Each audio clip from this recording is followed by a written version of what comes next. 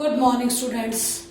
आज हम लोग ज्योग्राफी का जो वर्ल्ड वाली बुक है उसके 5वां चैप्टर है प्राथमिक क्रियाएं। ये प्राथमिक क्रियाओं वाला चैप्टर करेंगे जिसको आप लोग प्राइमरी एक्टिविटीज भी कहते हो इंग्लिश में। ठीक है बेटा, सबसे पहले आप लोगों को मैं ये बताना चाहूंगी कि जो प्राथमिक क्रियाओं का चैप्टर है ये पूरे के पूरे चैप्टर की जो एक प्रॉपर थीम है वो मैंने ब्लैक बोर्ड पे यहाँ पर उतार दिए हैं। इस थीम के अनुसार ही तुम लोगों को चैप्टर का मैं कंप्लीट समझाने का काम करूंगी। अगर आपको चैप्टर की ये थीम समझ में आ गई तो आप आसानी से अपने बुक से इसके छोटे छोटे जो पॉइंट्स हैं उसको उठाकर आप आसानी से याद कर सकते हो। ठीक है, जो आप लोगों का 5वां चैप्टर है प्राथमिक क्रियाएं। सबसे पहले तो हम प्राथमिक क्रियाओं की डेफिनेशन पढ़ेंगे। डेफिनेशन वो इसमें आएगा बेटा कि वे क्रियाएं जिनमें प्राथमिक संसाधनों का इस्तेमाल करके प्राकृतिक संसाधन, इस शब्द पर मैं बहुत जोर डाल रही हूँ, प्राकृतिक संसाधनों का इस्तेमाल करके उत्पादन किया जाता है। यानी वे क्रियाएं जिसमें प्राकृतिक संसाधनों का इस्तेमाल किया जाता है फिर उत्पादन किया जाता है। अब तुम ये कहोगे कि मैम ऐसे कैसे? देखो भाई, मैंने इसका एग्जाम्पल कृषि करना डाल दिया, पशुपालन डाल दिया, मछली पालन डाल दिया, बहुत सारे और भी है। मैं इसको कृषि से समझाने का काम करती हूँ। देखिए बेटा, कृषि प्राकृतिक संसाधन क्या है? जमीन, भूमि।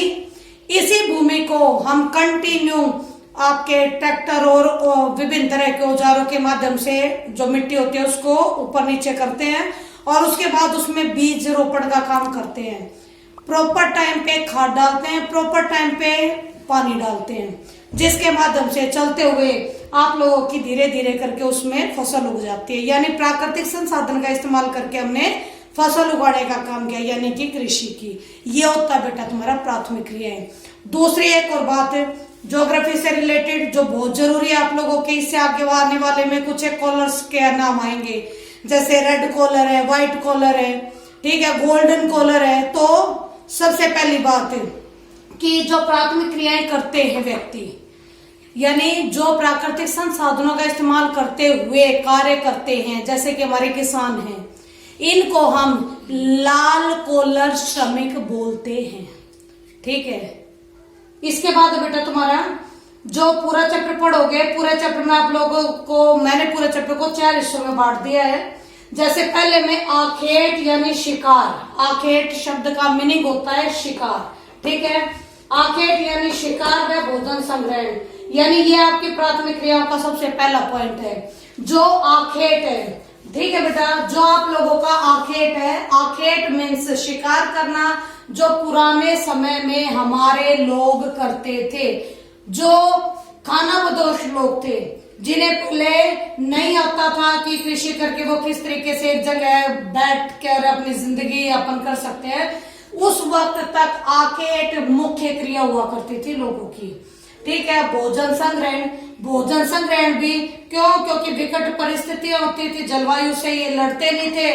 बहुत ज्यादा गर्मी हो जाती या फिर बहुत ज्यादा ठंड हो जाती या बारिश का मौसम शुरू हो जाता तो ये लोग इधर से उधर नहीं जाया करते थे, इसलिए अपने भोजन को एक बार ही संग्रहित यानी कि इकट्ठा करके रख लिया करते थे।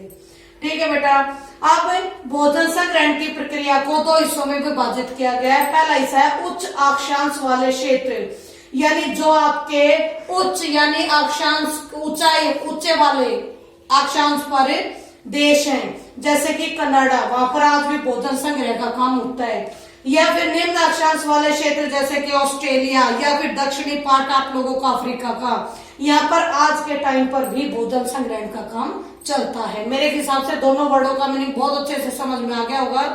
आखेट करना यानी शिकार करके भोजन एकत्रित करके रखना, और भोजन संग्रहण करना मीन से पहले से ही भरपूर मात्रा में भोजन को इकट्ठा कर लेना और फिर इधर उधर भटकने की बजाय, खाना बदोश की जिंदगी जीने की बजाय आसानी से अपनी जिंदगी का यापन करना। ठीक है बेटा, इसके बाद है तुम्हारा पशुचारण। सेकंड है पशुचारण। पशुचारण में आप 2 तरह का पशुचारण पढ़ते हैं, एक चलवासी पशुचारण है, एक वाणिज्य पशुधन पालन है। देखो बेटा, चलवासी पशुचारण यानी चलवासी, अब याद करने का बहुत बढ़िया सा तरीका, चलवासी यानी कि अपने जानवरों को लेकर जो एक जगह से दूसरी जगह चलते रहते हैं, घूमते रहते हैं, अपने पशुओं को लेकर एक जगह से दूसरी जगह आने जाने का काम करते रहते हैं, वे आपके चलवासी पशुचारण है। 9th क्लास में आप लोगों ने पशुचारण वाला चैप्टर जरूर पढ़ा होगा, ठीक है, जिसमें आपने भारत के अंदर ही जैसे राजस्थान का आपका रायका समुदाय था, ठीक है, आपका हिमाचल का गद्दी समुदाय था, मेरे ख्याल से याद होगा, जो अपने अपने इन पशुओं को लेकर एक जगह से दूसरी जगह घूम घूम कर अपना जीवन यापन करते हैं, अपनी अर्थव्यवस्था को भी वो इसी माध्यम से बढ़ाने का काम करते हैं, ठीक है। और इसके बाद आता भाई तुम्हारा कि जो चलवासी पशुचारण है ये सिर्फ यहाँ नहीं होता, आप लोगों के इंडिया में नहीं होता, बल्कि मंगोलिया में भी होता है। मंगोलिया, अगर वर्ल्ड का मैप देखोगे ना तुम लोग, तो वर्ल्ड के मैप में आप लोगों के जहाँ पर भारत के ऊपर चीन है, चीन के ऊपर आप लोगों का मंगोलिया है, ठीक है। तो मंगोलिया यहाँ तक कि मध्य चीन तक भी चलवासी पशुचारण किया जाता है, ठीक है बेटा। यानी पशुओं को लेकर व्यक्ति एक जगह से दूसरी जगह घूमता हुआ अपनी अर्थव्यवस्था को आगे बढ़ाने का काम करता है। इसके बाद वाणिज्य पशुधन पालन, ध्यान से सुनो, वाणिज्य यानी व्यापार, पशुधन यानी जो पशु है वो धन देने का काम करता है।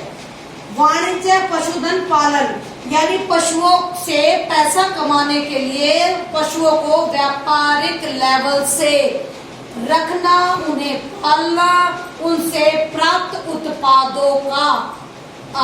उत्पादों से चीजें बनाकर मार्केट तक पहुंचाकर पैसे कमाना, ठीक है। वाणिज्य पशुधन पालन यानी बहुत बड़े क्षेत्र पर, या वाणिज्य पशुधन पालन में एक ही किस्म के जो आप लोगों के पशु होते हैं, बहुत बड़े लेवल पर उन पशुओं को लाया जाता है, एक जगह पाला जाता है, उनकी सारी जरूरतें पूरी की जाती है। सबसे बढ़िया यहाँ पर जो आपके पशु होते हैं वो वैज्ञानिक विधि से पाले जाते हैं, यानी क्या, उनकी बीमारी के लिए या फिर किसी और प्रॉब्लम के लिए इन्हीं के आसपास ही आपके चिकित्सालय भी रहते हैं, ठीक है। यानी जिस तरीके से ये बहुत बढ़िया से बढ़िया स्वास्थ्य देकर पशुओं को, बहुत बढ़िया से बढ़िया फैसिलिटी देकर पशुओं को ज्यादा से ज्यादा कमा सके, उसको कहते हैं वाणिज्य पशुधन पालन। ये बड़े लेवल पर, बहुत बड़े स्केल पर होता है, जैसे ऑस्ट्रेलिया और न्यूजीलैंड यहाँ पे मैंने एग्जाम्पल डाला है, ठीक है बेटा।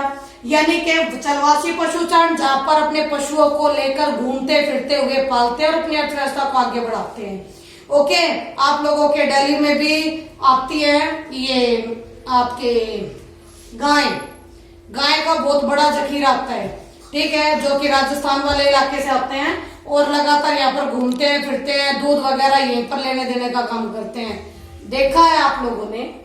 और दूसरा वाणिज्य पशुधन पालन यानी कि काफी यूरोपीय कंट्रियों में ये काफी बड़ी मात्रा में होता है, जहां पर वो आसानी से इस पशुओं के माध्यम से वो अपने अर्थव्यवस्था को आगे करने का काम कर ले। अब थर्ड टॉपिक आता है भाई आप लोगों का कृषि में बेटे मैंने ये कृषि 9 तरह की लिख दी है, तुम्हारी 9 तरह की कृषि आप लोगों के चैप्टर में समझाई गई है। मैं इन सारी की सारी कृषियों को एक एक करके समझा रही हूँ, ध्यान से सुनो।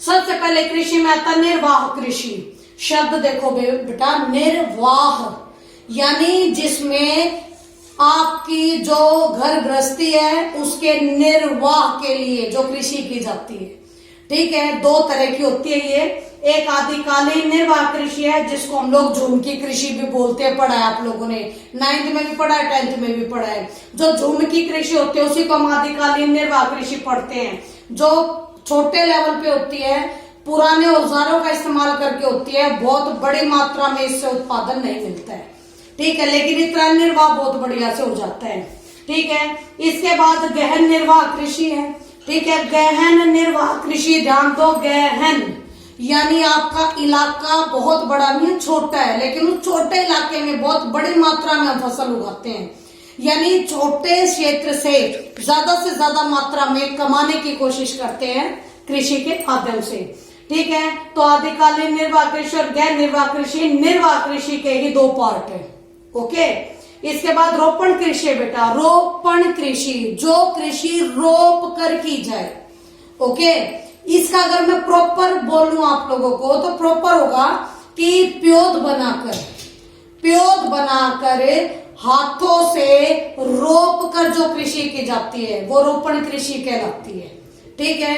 रोपण कृषि में पहले प्योद बनती है फिर फसल उगाई जाती है, ओके। जैसे आप लोगों का चावल हुआ, ठीक है, चावल की खेती प्योद बना के होती है। इसमें जो रोपण कृषि आप लोगों की, इसकी मेन मुख्य विशेषता यह है कि रोपण कृषि ज्यादा से ज्यादा व्यापार करने के उद्देश्य से की जाती है। ठीक है, ज्यादा से ज्यादा व्यापार करने के उद्देश्य से ही की जाती है। और विस्तृत वाणिज्य अनाज कृषि, विस्तृत यानी बहुत बड़े इलाके में, वाणिज्य मीन्स व्यापार करने के लिए, अनाज उगाने वाली कृषि। विस्तृत वाणिज्य अनाज कृषि यानी बहुत बड़े लेवल पर अनाज एक ही जगह पर उगाना व्यापार करने के लिए। ठीक है भाई, ये जो विस्तृत वाणिज्य अनाज कृषि ये आप लोगों की अमेरिका और यूरोप के देश मुख्यतः रूप से करते हैं। नेक्स्ट आपका मिश्रित कृषि। मिश्रित, मिश्रित जिसमें दो तरह की चीजें एक साथ हो रही है, यानी कि मिश्रित में आप लोगों की कृषि भी हो रही है और साथ में पशुपालन भी हो रहा है। ठीक है, मिश्रित कृषि, इस मिश्रित कृषि में आप लोगों के पशुओं को पाला जाता है, साथ में कृषि की जाती है।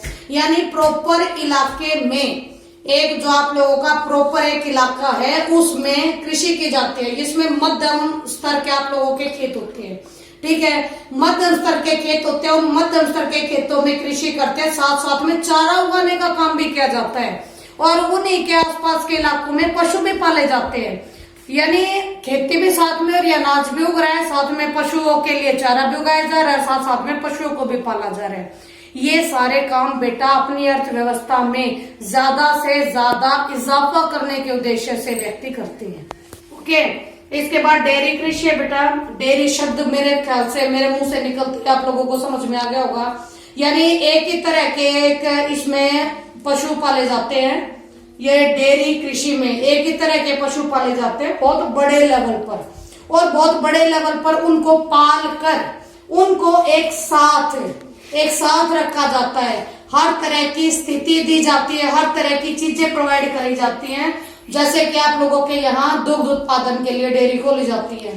ठीक है, बहुत बड़ी मात्रा में दूध उत्पादित किया जाता है, उनको डिब्बाबंद उत्पादों के माध्यम से इस्तेमाल किया जाता है। नेक्स्ट हमारी है भूमध्य सागरीय कृषि। भूमध्य सागरीय कृषि, भूमध्य सागरीय कृषि जिसमें आप लोगों को, अब पहले तो मैं लोकेशन बताने की कोशिश करती हूँ। अफ्रीका और यूरोप, इन दोनों के बीच में भूमध्य सागर। ठीक है, भूमध्य सागर के जो आसपास के जितने भी देश हैं सभी में जो कृषि की जाती है उसको भूमध्य सागरीय कृषि के नाम से जानते हैं। स्पेशली इस भूमध्य सागरीय कृषि में खट्टे फलों की कृषि की जाती है। जो आप लोगों के यहाँ अंगूर को जानते हो आप लोग, अंगूर की कृषि भूमध्य सागरीय कृषि में ही आती है। जो अच्छे अंगूर है वो तो आपके पास सारे हैं, लेकिन जो बेकार, जो आप लोगों के खराब अंगूर भी हैं, उनसे किशमिश तैयार की जाती है। ठीक है, इसके बाद बेटा आप लोगों का बाजार के लिए सब्जी खेती और उद्यान कृषि है। ध्यान से सुनो मेरे वर्ड्स, बाजार के लिए यानी स्पेशली बाजार में बेचने के लिए, सब्जी खेती यानी सब्जियां उगाना, एवं उद्यान कृषि फल और फूल उगाना। ठीक है, यानी आप लोगों का ये इस तरह की कृषि तकरीबन सभी देशों में की जाती है। ठीक है, इसमें भारत का भी दूसरा स्थान आप लोगों को मालूम हो तो भारत बहुत बड़ी मात्रा में सब्जियां उगाता है और देश के लिए तो इस्तेमाल होती है सब्जियां, वो बाहर के देशों तक भी पहुंचाने का काम करता है। बहुत बड़ा निर्यातक माना जाता है भारत। ठीक है बेटा, इसके बाद देखो मेरे वर्ड के साथ चलना। अब मैं तुम्हें दो तरह की कृषि बताऊंगी, दो तरह की कृषि में अंतर भी तुम्हें समझ में आ जाएगा, ये भी समझ में आ जाएगा। ध्यान से सुनना, सहकारी कृषि और सामूहिक कृषि।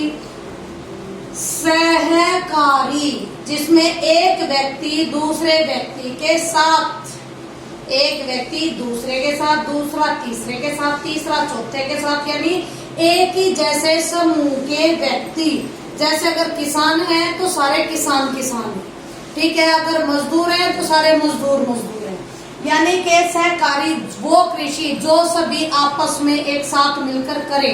इसमें कोई बड़ा, कोई हेड इनके पास नहीं है, कोई कंपनी इनकी नहीं है। जो व्यक्ति है वो खुद मिलकर ही काम करते हैं। बहुत बड़े इलाके में यहाँ पर खेती उगाई जाती है, सारे मिलकर काम करते हैं। इनका जो इन्वेस्टमेंट होगा कृषि के लिए वो भी इनका खुद का ही होगा। इनका जो प्रॉफिट होगा वो भी इनका सबका एक जैसा ही होगा। अगर इनका नुकसान भी हो जाता है तो नुकसान भी इनमें सब में इक्वल बढ़ जाता है। ठीक है बेटा, इसके लिए तुम्हारा सहकारी कृषि के लिए आपका नीदरलैंड सबसे बेस्ट है एग्जाम्पल। दूसरा सामूहिक यानी जिसमें समूह के रूप में कृषि की जाती है। सोवियत संघ आपको याद होगा, पॉलिटिकल साइंस का याद करो, उसमें आप लोगों को एक चीज सिखाई थी कि जो सोवियत संघ था उसमें सब कुछ राज्य के हाथ में था, यहाँ तक कि खेती का भी सामूहिकीकरण किया हुआ था। याद करना ये पॉइंट, खेती का सामूहिकीकरण किया गया था। मीन्स सारी की सारी जो कृषि योग्य भूमि थी, ये सारी की सारी कृषि योग्य भूमि राज्य के पास थी। राज्य हर साल हर खेती के फसल के टाइम पर हर फसल ऋतु में लोगों तक जमीन बांटने का काम करते थे। लोग उस पर सामूहिक रूप से मिलकर अपना काम करते थे। जो भी उपजाया जाता था, जो फसल उपजाई जाती थी, वो फसल राज्य को दे दी जाती थी। ठीक है, राज्य को दे दी जाती थी। अब प्रॉफिट होगा सरकार का होगा, अगर नुकसान होगा वो भी सरकार का होगा। यानी प्रॉफिट और लॉस हो सब कुछ सरकार का। व्यक्ति जो काम कर रहे हैं उनको इक्वली मिलेगा, चाहे किसी ने बंजर भूमि के हिस्से में काम किया हो, चाहे किसी ने उपजाऊ के में काम किया हो। तो ऐसी कृषि हमारी सामूहिक कृषि कहलाती है। सोवियत संघ में इसे कोल खहोज कृषि के नाम से जानते थे, कोल खहोज कृषि। ठीक है बेटा, ये हैं आप लोगों के सारी 9 तरह की कृषियां। आई थिंक सारी की सारी समझ में आ गई होगी। इनके नाम एक बार मैं पढ़ के बता देती हूँ, सुनिए। निर्वाह कृषि, रोपण कृषि, विस्तृत वाणिज्य अनाज कृषि, मिश्रित कृषि, डेयरी कृषि, भूमध्य सागरीय कृषि, बाजार के लिए सब्जी खेती एवं उद्यान कृषि, सहकारी कृषि और सामूहिक कृषि। ठीक है बेटा, आई थिंक ये सारा बहुत बढ़िया से समझ में आ गया होगा।